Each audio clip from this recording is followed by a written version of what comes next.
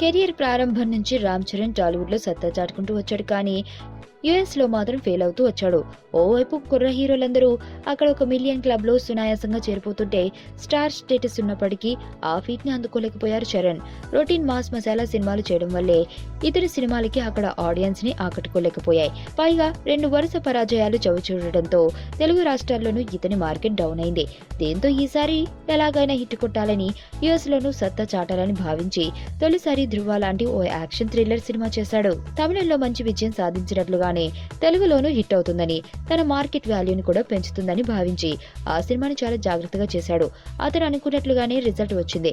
నటుడిగా ఓ మెట్టు ఎక్కేలా చేయడంతో పాటు భారీ కలెక్షన్లతో బ్లాక్ బస్టర్ దిశగా దూసుకుపోతోంది. అంతేకాదు యుఎస్ లో తన డ్రీమ్ మార్క్ ని కూడా క్రాస్ చేయగలిగాడు. ప్రీమియర్లతో కలుపుకుని తొలి 5 రోజుల్లోనే 1 మిలియన్ క్లబ్ లో చేరిపోయాడు ఈ హీరో.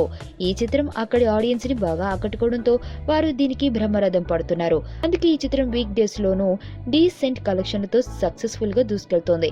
ట్రేడ్ వర్గాల లెక్కల ప్రకారం ప్రీమియర్లతో కలుపుకుని తొలి 5 రోజుల్లో 1,13,477 గ్రాస్ కలెక్ట్ చేసిన ఈ మూవీ 6వ రోజైన బుధవారం నాడు 25,303 వసూలు చేసింది.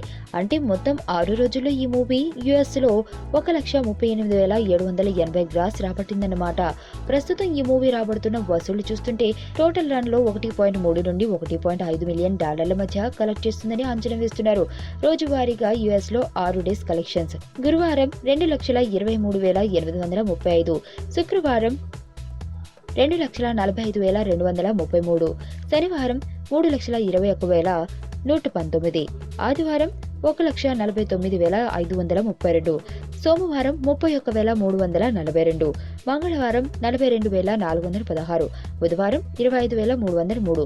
టోటల్ గా $1,38,780 అన్నమాట.